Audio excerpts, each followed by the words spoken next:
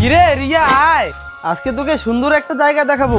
এই আমাকে না বলে কোথায় যাচ্ছিস? এই খুব শিয়ানা হয়ে গেছিস না? তুমি কি মনে করো নিজেকে? বাচ্চাটাকে বেরোতেও দিবে না? তুমি চুপ করে থাকো, বাচ্চাদের শাসন করার দায়িত্ব আমার। ঘরে আয় তুই।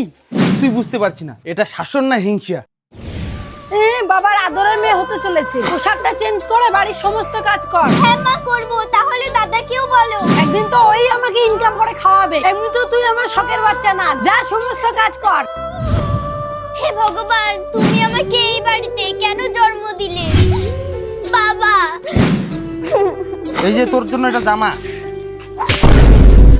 আমি বাড়িতে না থাকাতে তুমি আমার মেয়েটাকে নির্যাতন করেই যাচ্ছ না? আজকে তোমার একদিন কি আমার একদিন।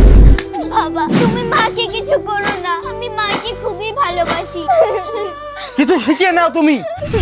বাবা আমাকে একটা মোবাইল কিনে দাও না বাবা। এখন আমার কাছে পয়সা টয়সা নাই, আমি দিতে পারবো না। মা আমাকে মোবাইল লাগবে, নাহলে আমি ভাত খাবো না। চুপ কর রে বাবা, আমি তোকে মোবাইল কিনে দিব তো। আজকেই লাগবে আমাকে মোবাইল। একদিন পর তোমরা বাড়িতে থেকো, 2-4 দিন আমি বাড়ি আসতে পারবো না, কাজে গেলাম, ঠিক আছে? দাঁড়াও, বাবু মোবাইলের জন্য জেদ করতেছে, তুমি কিছু টাকা দিয়ে যাও না। এখানে 10,000 টাকা আছে।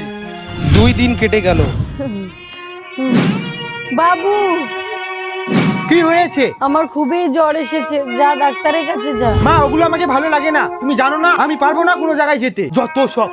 আরে মা কি হয়েছে তোমার? মা তোমার তো খুবই জ্বর এসেছে, আমি এখন কি করব?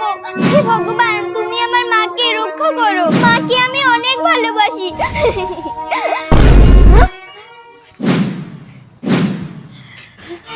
মা তুমি ঠিক আছো তো? হ্যাঁ রে মা, এতদিন তোকে আমি ভুল বুঝেছিলাম, আর তোর ভালোবাসা আমি বুঝতে পারিনি, আমাকে ক্ষমা করে দে।